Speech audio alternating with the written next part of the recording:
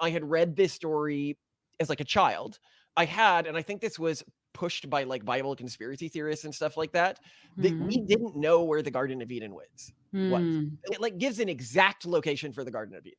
But then the two other things that really like just chilled me when I was rereading it is why Mhm. wouldn't God want man to have the knowledge of good and evil? Mhm. If it was evil to be nude, then God would not have let them walk around the garden nude. Is being nude really evil? No, it's not really evil. It is a social construct that man tells other man about what is evil. Knowledge of good and evil is not knowledge like a perfect knowledge of what's right and what's wrong, because that's obviously something man does not have. Instead, knowledge of good and evil in this context means man's ability to make decisions about what is good and evil. So in eating from that tree, man took unto himself through making a decision for himself about what was good and what was evil. The tree did not need to be magic to impart the knowledge of good and evil unto man. It was him making a decision independent from God. So when I reread this, one of the curses that I could have sworn was put on man, and there is a reading of this, that this is one of the curses that was put on man, was to die. Mhm. That before this man would have lived forever. And not being allowed to eat from the apple that makes you live forever is not one of the punishments. It is a consequence. Would you like to know more? Well, I am so excited to be here with you today, Simone. Likewise. You had done this thing recently where you're like, I'm going to go back through the Bible and reread it with this new context I have, while also recognizing that when we've gone back and read scripture recently, it doesn't say what we remembered it having said from Right? what I read growing up. It's almost like a Yeah. Mandela effect thing. Like I am Yeah. certain that for example, the story that we're going to go over today, the story of Adam and Eve, I am certain I remember it saying that Adam didn't have to work in Eden. And Yeah. yet it very explicitly says Adam had to work in Eden. Yeah, I mean, Um, his job was tilling the land, and I'm like, I "Oh, wait, what?" remember God breathing the life into Adam's mouth, but he breathed it into Adam's nose. There are so many aspects of this story where I was like, what is going God on? doesn't do CPR right. Oh my goodness. Well, no, speaking of CPR, another thing I was amazed about was how similar the removing of the rib felt to modern surgery. So, Oh, yeah, that he sedated him. yeah, it said he put him into a deep sleep. Yeah. Then he cuts him open, he Mhm. removes the rib, he takes Mhm. out the rib, then he reseals the area that he cut with flesh. Yes, it was so weird. And I read that and I was like, I remember like something more animalistic, like pulling it out or something like that. Like, Yeah, just, wah, wah, wah, wah, wah, like whatever gods yeah, do. not okay, we put him under sedation, we Yeah. removed the rib, so Mhm. there were but actually it's not just that. The larger themes weren't the themes I remembered. And this is something that we get into in the next the upcoming track that we're doing this Friday, where you wanted to dig deep into the subject on the track, and I just haven't read it in a while, so I need to go back to it, which is what's really going on with this story. Mm. Because basically the gist of the story, as I remember it, is Adam is in Eden with Eve, and Adam doesn't have to work or anything like that. Right. And a snake comes to Eve and Adam and tells them, you should really eat this apple of knowledge that you've been told not to eat. Mhm. And then Adam goes and he eats the apple of knowledge, and God is mad about that. And then God kicks them out and curses, women to have pain in childbirth and men to have to work all of their lives for food. That was the gist of the story I remembered. That was not the story that I read for a number of reasons that I'd love to go deep, but I'm happy to have you take a shot at this first, Simone. What really surprised you in your interpretation of it when you reread it? I was definitely surprised by a lot of the things you were. I just thought that they walked around this perfectly maintained garden and just picked fruit off the trees and kind of enjoyed that. So that was surprising to me. And I was also surprised by God's warning as to why one should not eat from the tree of the knowledge of good and evil, in that, like, he says, if you do it, you'll die. Whereas before I thought it was just like, no, no, no, don't do that. That was interesting to me. I was also surprised that there are kind of two big deal trees, right? There's the tree of life and there's the Yeah. tree of knowledge of good and evil. And no one really talks about Well, the other and tree. there's another thing. So I had vaguely remembered the tree of life, but I had understood that the way it worked is that the tree of life kept man alive forever so long as he lived in the garden and was eating for the tree of life. Hmm. It's implied in the story that that is not true and that is not how the tree of life worked. If Hmm. man ever once ate from the tree of life, he would live forever. So man never ate from the tree of life. He never touched the tree of life, which also to me kind of implies that this being kicked out of Eden happened almost immediately within the context of the story, and that he had never eaten from that other tree either, that he wasn't banned from eating from. Well, yeah, I mean, at the end, it's kind of implied that God is worried about him now eating from the tree of life because then he could live forever. Well, but yeah, change the okay. So I'll go into the larger context of the story here as I re-understand it. So first, I want to give Yes. some quotes here that people might be surprised about. The what man had to work in the Garden of Eden? The Lord God took the man and put him in the Garden of Eden to work it and take care of it. To work it. It even uses the word work. Very explicitly, he was tending this garden.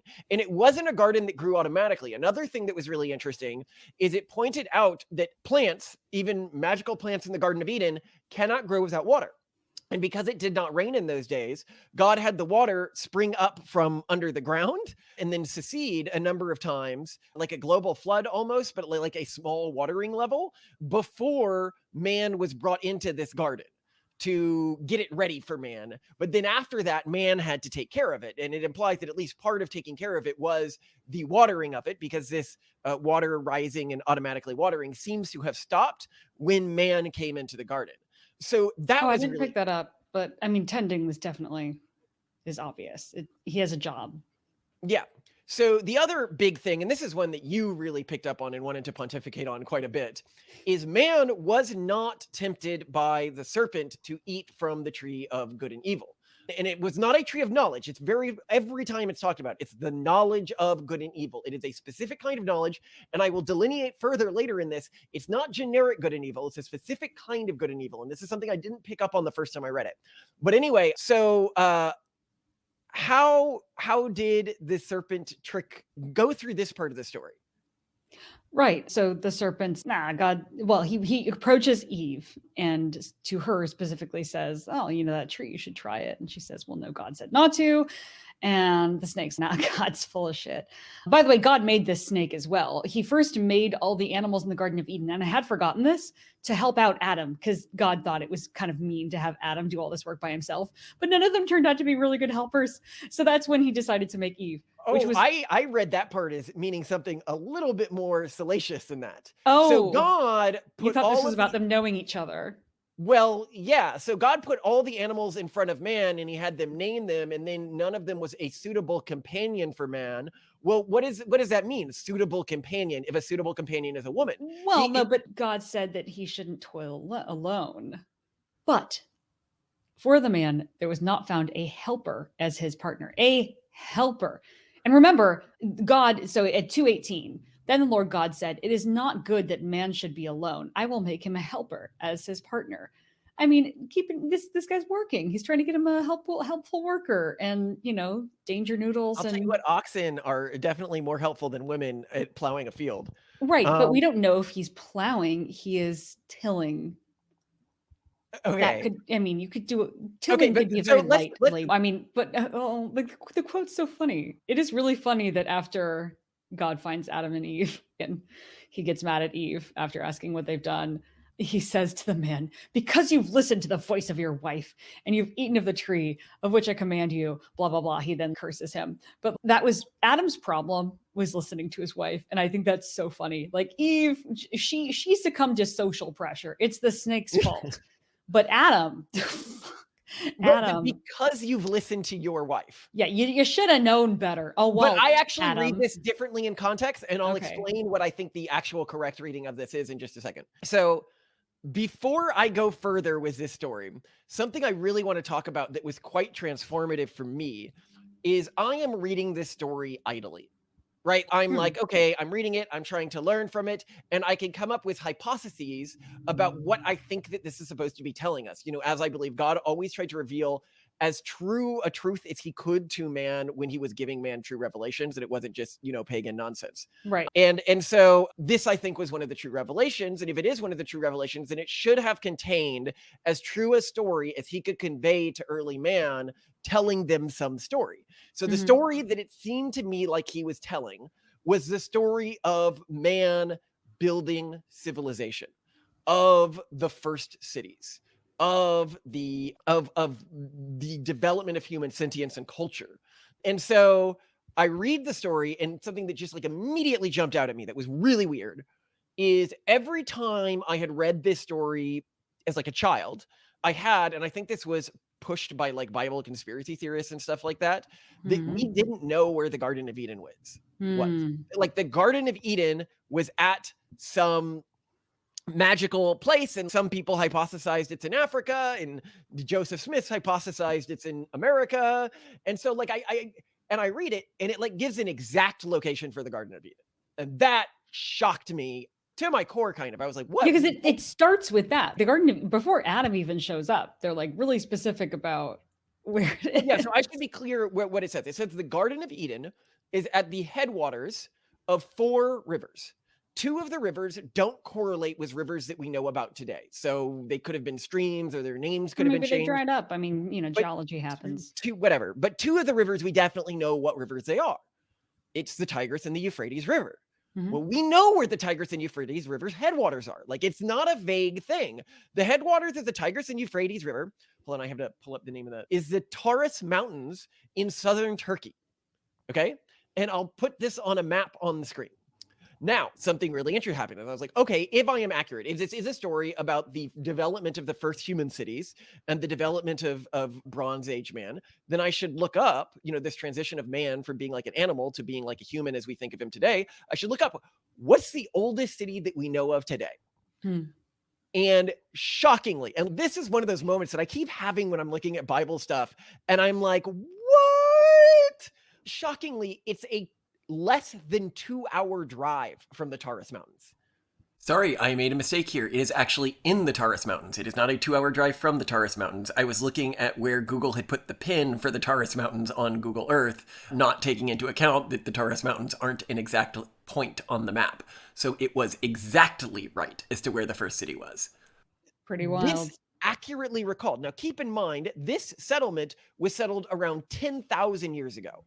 The oldest that we think that the story of Adam and Eve is maybe 5,000 years old. Or 6,000 was what I was getting when I looked this up. Yeah. Yeah. So they were remembering something about as far in their past as the writing of the story of Adam and Eve is from our past, and a pretty exact location. Now, keep in mind, this was likely written by people in what is today Israel, or maybe Egypt, or maybe in Mesopotamia, but all of those areas are pretty far away from this location.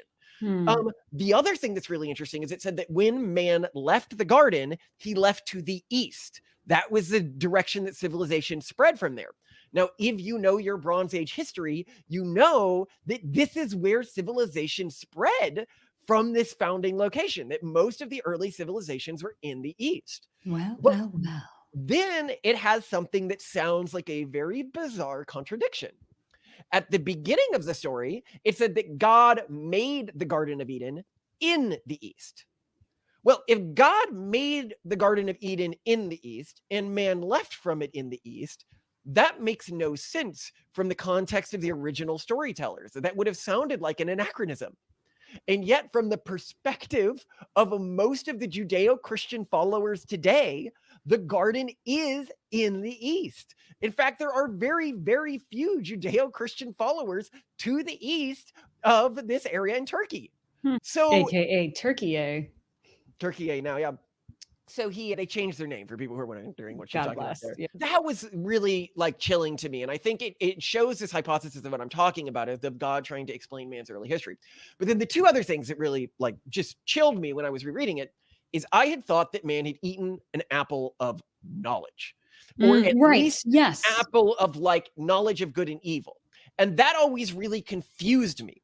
Why wouldn't God want man to have the knowledge of good and evil. Mm-hmm. That doesn't seem to make sense, right? I Mhm. was like, I must be misinterpreting the story because I can't imagine God doing that. Yeah. And if you read the story like a child, it appears that that's what's happened. But if you read it like an adult, you recognize something. What does man do the moment he eats the apple? He is ashamed by his nudity, and so is the woman. And so they hide from God with fig leaves, and then they want to wear clothes. Well, this is really interesting. Nudity. So it said that this knowledge of good and evil, of the type the tree provided, God had.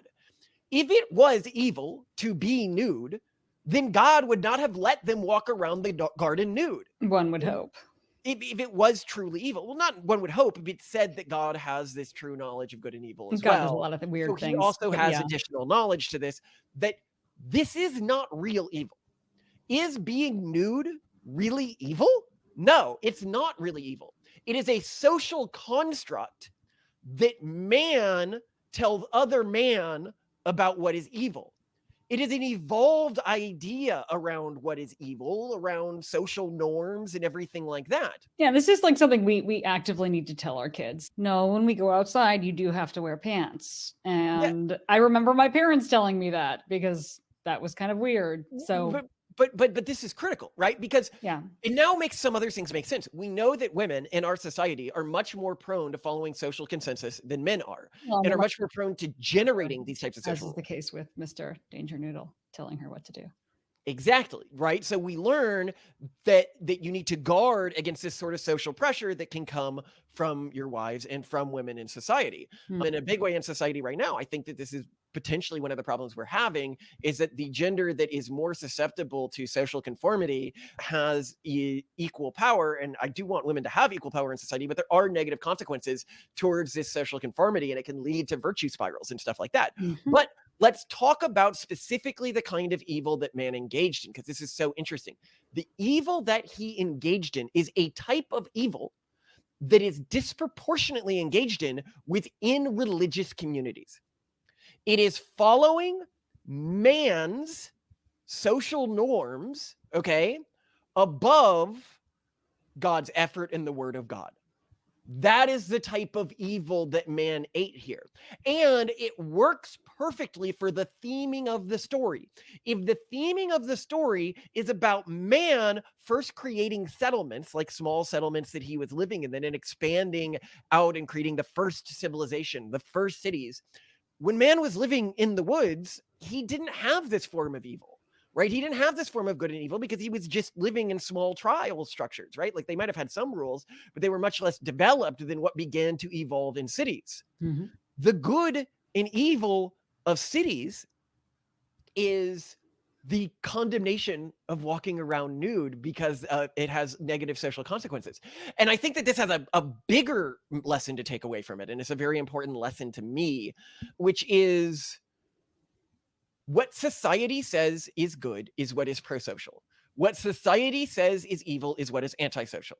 Society tells us these things because those are the ideas that promote the best interest of a general hedonist living in society, right? If you Yeah. were trying to promote aggregate hedonism within society, which is really just the maximization of the environmental stimuli that caused your ancestors to have the most surviving offspring. It is a thing of triviality. Yeah. Those rules of good and evil that we live by in our society, that is original sin. General utilitarianism is original sin. Banning pornography is original sin. These are the things that are original sin, right? Not following directly what is in the Bible, and only what's in the Bible is original sin, and only God's will that is revealed through iterative revelation. And that was so transformative of me to get that understanding. But yeah, no, I that wanna is so interesting because it's also not what anyone takes away from it. I've never heard anyone have that interpretation before, Malcolm, so I find this very entertaining. well, it also, tells us a lot about starting civilization, right? Is that, well, actually, this comes to the next interpretation, which is important to understand starting civilization. So God, the concept of original sin, like eating the apple being original sin, I don't really get that from the piece.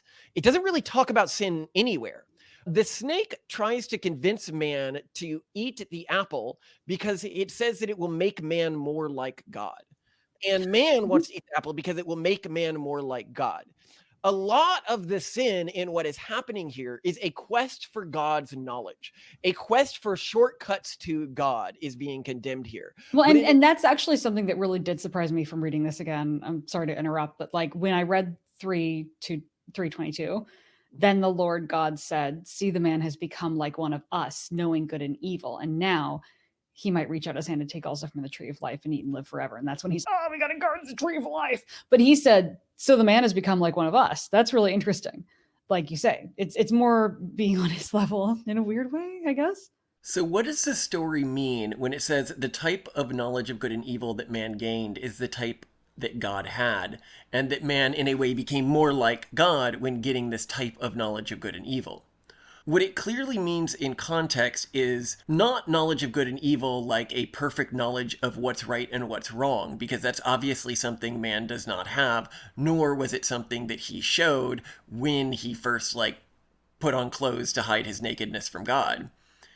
Instead, knowledge of good and evil in this context means man's ability to make decisions about what is good and evil in the same way that God makes decisions about what is good and evil.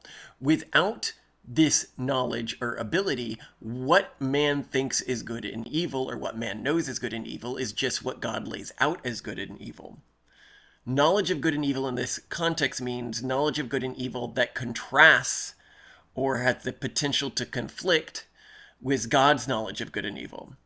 And what's really ironic and in a way beautiful in the way this story works, it would mean that the tree of knowledge of good and evil didn't actually need to have any special or magical properties to it to grant this ability to man. Because before he ate from that tree, what was good and evil was simply the rules that God laid out. But the only rule that God had laid out was to not eat from that tree. So in eating from that tree, man already took unto himself. When he reached and grabbed for that apple, that was when he was taking on to himself the knowledge of good and evil. It wasn't biting the apple that gave him this ability. It was the fact that he thought he knew better than God about what was good and what was evil in making the decision to eat from that tree. And this reading's interpretation is actually made pretty clear by the text by a rather odd remark that God makes that outside of this reading doesn't make a lot of sense. That if you touch the tree of the knowledge of good and evil, that's what leads to the consequences, not just eating from the tree. This interpretation actually completely fixes the problem of an individual saying, well, then why did God put this tree that gave man knowledge of good and evil, but then banned man from eating from the tree, right? That seems like a very odd thing for God to do. There was never a tree of good knowledge of good and evil in the garden. It was just a regular tree. The important tree, the magic tree, was the tree of life. He didn't ban man from eating the tree of life. He banned man from eating from the tree of the knowledge of good and evil. And he named the tree that because he knew in eating from that tree, man would take onto himself the responsibility of knowledge of good and evil. A incorrect responsibility of knowledge of good and evil. There was never any deceit or trick on the behalf of God. God just knew, because he knows all things that will happen, we believe in predestination, that was the path that man would take, and that was the important role that completely non-magical and regular tree would have in the history of reality. Yeah, but the other interesting one is the curses. So when I reread this, one of the curses that I could have sworn was put on man, and there is a reading of this, that this is one of the curses that was put on man, was to die. Mhm. That before this man would have lived forever. That isn't exactly one of the curses that's put on man. Well, still what I take away Hold from on, it. hold on. I'll read the lines because it's pretty interesting, but there is a way of interpreting this that was not one of the curses. That was a consequence of eating from the tree of good and evil, but not one of the curses. So I will read the quote here that really makes it sound like a consequence. And the Lord God said, The man has now become like one of us, knowing good and evil. He must not be allowed to reach out his hand and take also from the tree of life and eat it and live forever. Mhm. So Lord God banished him from the garden of good and even to work from the ground which had been taken. So if you see what's being said there, the being driven from the Garden of Eden is not one of the punishments, and not being allowed to eat from the apple that makes you live forever is not one of the punishments. It is a consequence. It is somebody who has the knowledge of good and evil cannot also live forever. You can't have both of these things at once. It's unless you are God. Now, Yeah. take our interpretation of how God works and how man works, right? Mm.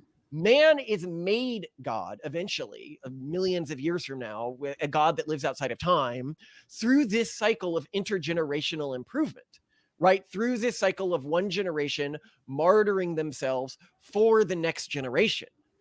If man lived forever, he would not be able to improve fast enough or meaningfully enough to ever become God. This is why ultimate life extension, beyond just like health extension, is sinful.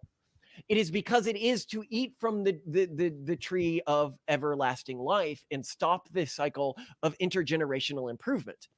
But it's another reading to this is that before man had the knowledge of good and evil, before he had civilization, before he had what we would think of as cognizance or sentience, he Mhm. didn't really understand death. As I've pointed out, it wasn't exactly that man never died in the garden. That's not exactly said. It's that death wasn't meaningful to him in the garden.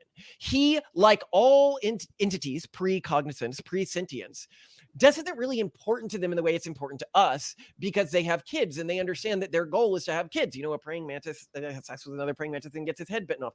To an animal, sacrificing yourself for your children is often a natural thing to do. Or you Because don't even realize you're doing it. It just happens. So you're not yeah, worried you don't about even it. realize you're doing it because death is not meaningful in that way.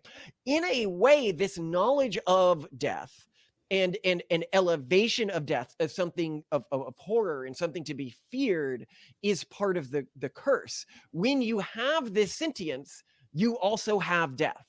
If you are going to be a meaningful entity, God could not give us the apple of everlasting life. And it's also important to note that this apple of everlasting life is a metaphorical thing. We know that because he put an angel guarding it with a flaming sword, and we know where this location broadly is. Humans have been pretty much everywhere in the world, especially in Turkey. We would have run into an angel flipping about a flaming sword. So this is either not a location there anymore, or this is a metaphorical location at this point. I do want to read this because this is the other part about God not exactly cursing man to die. Cursed is the ground because of you. Through painful toil, you will eat food from it all the days of your life. It will produce thorns and thistle for you, and you will eat the plants of the field. By the sweat of your brow, you will eat your food until you return to the ground, since from it you were taken. For dust you are, and to dust you will return.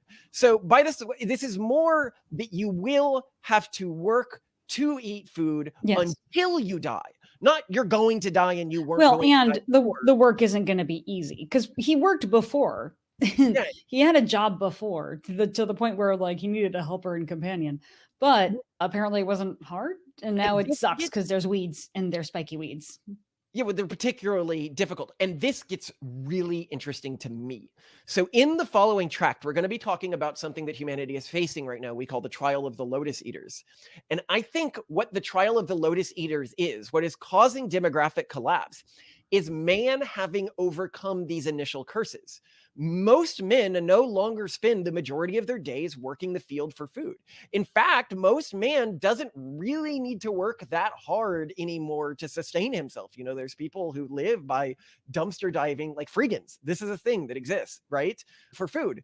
Women, Isn't that toil? I mean, the thistles and weeds of the dumpster are the you broken compare glass. man's struggle today to feed himself with the struggle of our ancestors is frankly narcissistic in the extreme, bordering on the psychotic. This Mm. is like comparing a difficult day to the Holocaust or something like that. Men had their children starve to death regularly in the winter. Yeah, Like, that's true. do Yeah, not make that comparison. quality of life is a lot better. Yeah. Okay, so then the next thing is what women got as a curse. So women got two curses. No, they got a couple of curses. They got 4 curses. Painful childbearing. So being pregnant, probably periods, etc. Just the whole process of being capable of it now sucks. painful childbirth, so labor sucks. 3, but you're still attracted to men/husbands, so you're still going to have to go through all that No, nonsense. you are now attracted to men/husbands. Yeah, but that It was a appears you punishment. weren't before. That was a punishment. Yeah, so And the screw final you, one was, Eve. And then the 4th is the funniest one because it's basically subservience to men/husbands. Like they will rule over you, which they kind of, I mean, like higher IQ on average, stronger, bigger in on pretty much every measure, bigger brains, bigger muscles, taller height, like it, which is I think very, very funny. So maybe even pre Original Sin, Eve was like beefier, I wonder, and smarter. I don't. Well, yeah, maybe. But I point something out about these curses, right?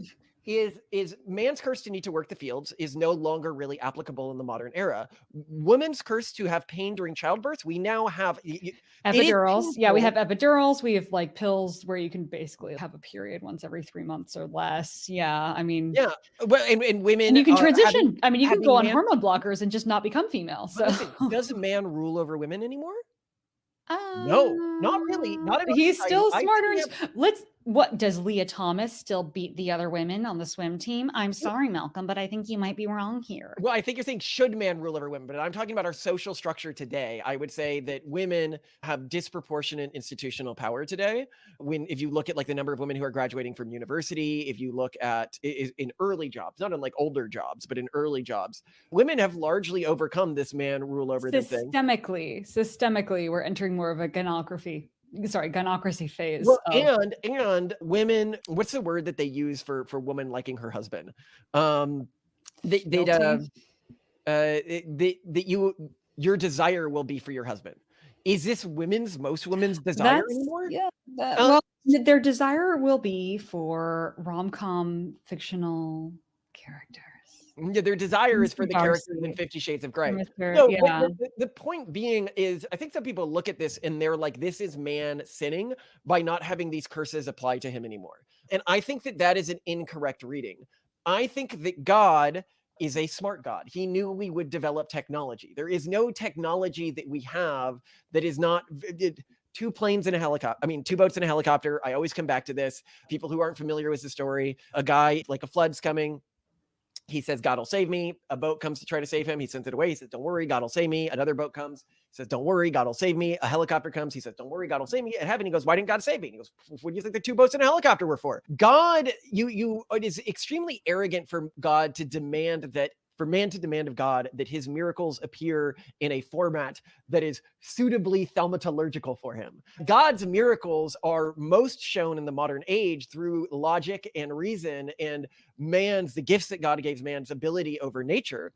I believe that God did intend for us to free ourselves from these individual curses, and that with this freedom, he showed why these curses weren't the curses that we thought they were. Why he showed that actually these curses were kind of for our own good during the early days of civilization, because as soon as we freed ourselves from them, we were no longer able to motivate reproduction. We were no longer able to motivate the intergenerational continuation of culture. And we are about to go through something that we will call in our next track, the trial of the Lotus Eaters, which is a trial that is a direct response to the resolution of the curses that were put on us in this story. I do not like the term original sin because I do not believe this story talks about sin. It talks about mankind separating for a place where he could be one with God, i.e. a place before he was sentient, a place before he was cognizant, a place when he was more like the lower entities. And it also warns us against listening to the rules of man over the rules of God. And when you say, what does God command of us? Intergenerational improvement, the expansion of human potentiality, because that is how we eventually rejoin God. All other readings of good and evil are either textual, so if they're textual, they're good, or they are just things that promote general utilitarianism in society. And that is this sin, the sin that is being warned against in the Garden of... Yeah, that's my favorite interpretive conclusion that you made of all this, is that the sin is deviating from truth, from logic, from God, and succumbing to social pressure. And that's what this is all about. Eve listened to the snake. Adam listened to Eve. And then they, got self-conscious. And then all of these actions removed them from God. And that's like clear that all the things that went wrong was stuff that removed them from God based on social pressure. So the moral of the story, boys and girls, is don't succumb to peer pressure. Just say no. But peer pressure undersells it. When people hear peer pressure, they think about these little things in society, right? Like they think about being peer pressured into drugs or something like that.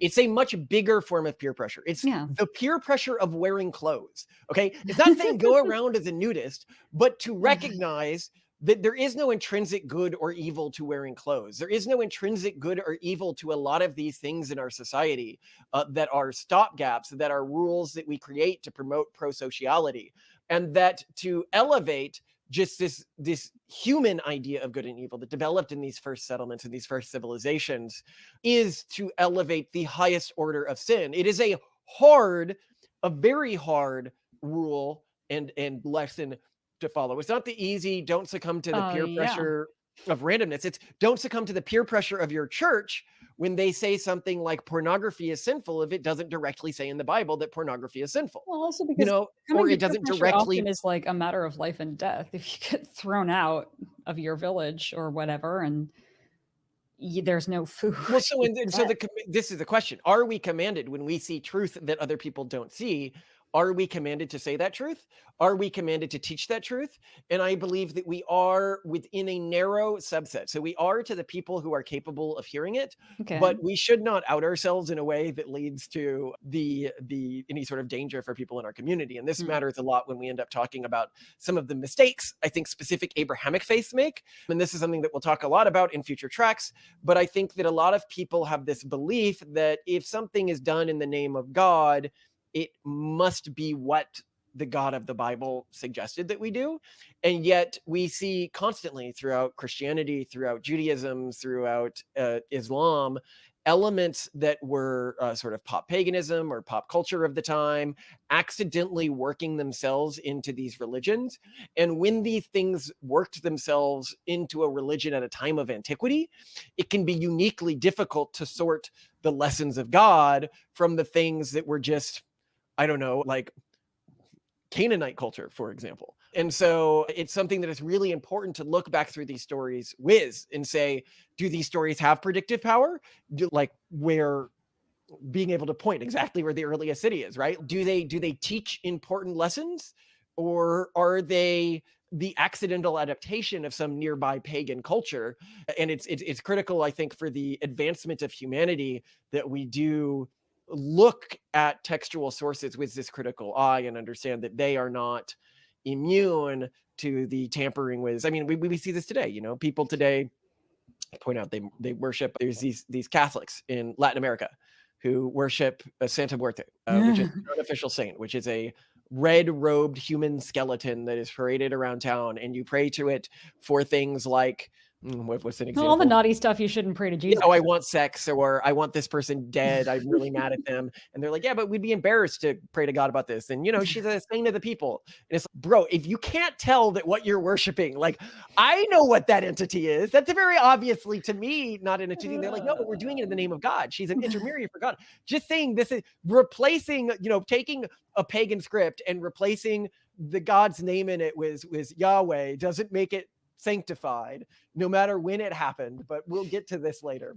Anyway, I love you to death, Simone, because I don't want to be too offensive in this episode. And this other episode is when we have to do a lot of thinking about and a lot more study on, because it would be very offensive when I point out the bits of Abrahamic faith that I think are actually borrowed from other belief systems and we're not that are satanic worship. I don't believe in satanic worship, because keep in mind, to us, actually, this is a final sort of wrap up point on this story. The basilisk to us is part of God. To believe Satan is something separate from God that can genuinely resist God's will is to be a polytheist. Satan cannot challenge God's will. It is a facet of God. And so the snake tempting Adam and Eve was not some entity in absence of God. It was God tempting Adam and Eve because he knew what needed to happen. God uses Satan to tempt us to do the things that we need to do to move forwards. And that's what he's doing in the trial of the Lotus Eaters. He is medically sterilizing a huge portion of the population. That is his evil side, the Well, now basilisk. feel free to take this part out, but I mean, there is this whole thing where God also punishes the snake and he has to crawl upon his belly and women are going to hate him and he's going to hate women. And there's, Well, I would actually word this a little differently. So, as I said, I believe the basilisk is an element of God, right? Like the Satan is an element of God. And I think what you could see here, because, and we talk about this a lot in a future track, and this actually requires a lot more reading, is most of the Abrahamic faiths describe this element of God as having some degree of autonomy and being in some degree of antagonism with God. And so what it might be is God, the overarching God, feels, I guess you could say, if I was going to anthropomorphize it, some form of antagonism with this aspect of himself that must tempt man. And he doesn't like that this aspect of himself exists. And he knows it must exist. He knows that these are things man must do to go down the paths that we need to go down. But he is angry with himself for that. And for that reason, he punishes this element of himself. And I think that that's what we're seeing there. And I think that throughout the scripture, we see that in a way, God forces the part of himself that has to punish and test man to live sort of a worse life than the rest of God, to live in some form of deprivation. And I believe that it is the cursing of man that causes deprivation to this, because I don't believe that God in any way means to hurt or really challenge man. He just knows he must for man to improve himself. And this comes, one of our more important teachings is don't interfere with the basilisk in its role. Removing temptation from man does not strengthen man. It weakens man. We must allow this aspect of God to tempt man, and it is up to individual men and individual cultures to overcome this. That is how God ensures that we are moving on the path that we are meant to move down. well, like any good parent, he'll set out boundaries. And if those boundaries are crossed, he has to follow through with the consequences. That's actually a great way to put it. The part of us that punishes our kids, we hate that part of ourselves. And yet we know we must do it. Yeah. And if you don't, then you become a bad person. You begin to enjoy the punishing of your children or something like that, right? And I think that God doesn't want that for himself. And that's why you have this degree of autonomy set up for this entity. Anyway. Well, I have this to say. I love you too, but as we just learned, that's because God punished Eve. And so my with love desire, for you, my desire for you is divine notice I punishment. don't have desire for you. No. I wasn't punished with that. No. God forbid. No. You got in trouble for listening to me. Big mistake. So, I guess my love is not legitimate. It's because God did it. So, anyway, sorry. I love you. Sorry. Snake made me do it. Something. I'll stop recording.